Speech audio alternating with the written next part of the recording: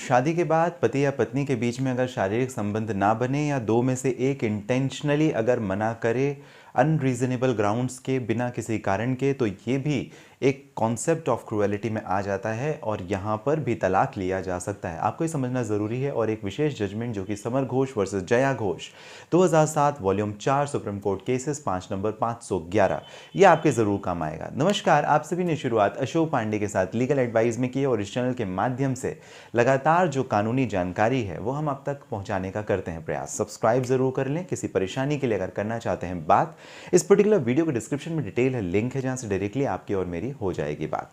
चलिए अपने विशेष मुद्दे को शुरू करते हैं और बात करते हैं अगर शादी के बाद दोनों के बीच यानी पति और पत्नी के बीच शारीरिक संबंध नहीं बने और यूनिलैटरली मतलब एक कोई पक्ष अपने आप से मना करे, दूसरे पक्ष को सहमति ना दे और दोनों के बीच में अगर संबंध ना स्थापित हो, तो उस आधार को क्या बनाया जा सकता है तलाक का आधार? जी हाँ, बनाया जा सकता है और ये मेंटल क्रुएलिटी का एक ग्राउंड बनता है। क्यों? लेकिन इसके पहले हमें यह समझना पड़ेगा कि दो इंपॉर्टेंट चीज़ें हैं। पहला है समय और दूसरा है रिपेयर।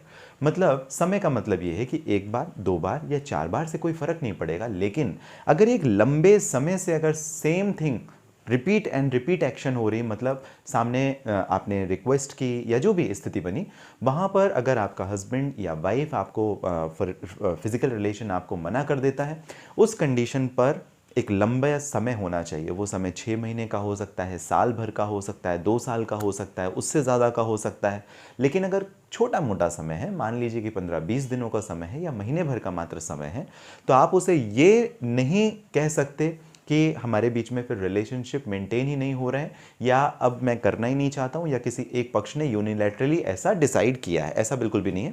इसके लिए समय काफ़ी इंपॉर्टेंट हो जाता है। और दूसरी महत्वपूर्ण बात यह होती है कि दोनों के बीच में ही अब जो रिश्ता है वो अनरिपेयरेबल हो गया है। मतलब कई बार ऐसा हो भी सकता है कि चलिए ठीक है, फॉर एग्जाम्पल अगर जॉब के पर्पज़ से वाइफ कहीं और रह रही थी, हस्बैंड कहीं और रह रहा था, दूर दूर रहने के दौरान भी उनकी कुछ मजबूरियां हो सकती हैं काम को लेकर या किसी और स्थिति में, लेकिन उसके बावजूद जब वो साथ में थे ठीक ठाक रहना शुरू कर देते, उनका रिश्ता वापस से सुधर जाता है।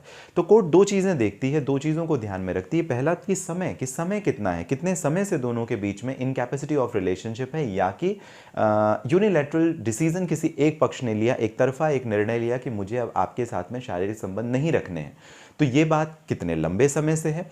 और दूसरी बात, क्या अब दोनों के बीच में रिश्ता ठीक होने लायक नहीं है। अगर ऐसी स्थिति है तो जिसके साथ में गलत हो रहा है उसे इसका एडवांटेज मिलेगा, उसके प्रति ये एक तरीके की क्रुएलिटी है, मेंटल क्रुएलिटी है, मानसिक प्रताड़ना है और इसे आधार बना करके भी लिया जा सकता है तलाक। जी हाँ, और यही हमारे पर्टिकुलर वीडियो का उद्देश्य था और जहां पर हमने आपको एक पर्टिकुलर जजमेंट भी बताया, summer Ghosh versus Jaya Ghosh 2007 volume 4 supreme court cases 511, आपके जरूर काम आएगा। किसी परेशानी के लिए अगर करना चाहते हैं बात, इस वीडियो के डिस्क्रिप्शन में डिटेल है, लिंक है, डायरेक्टली आपकी और मेरी हो जाएगी बात। आप सभी जो महत्वपूर्ण आपका समय मुझे देते हैं, इसके लिए आपका विशेष तौर पर धन्यवाद।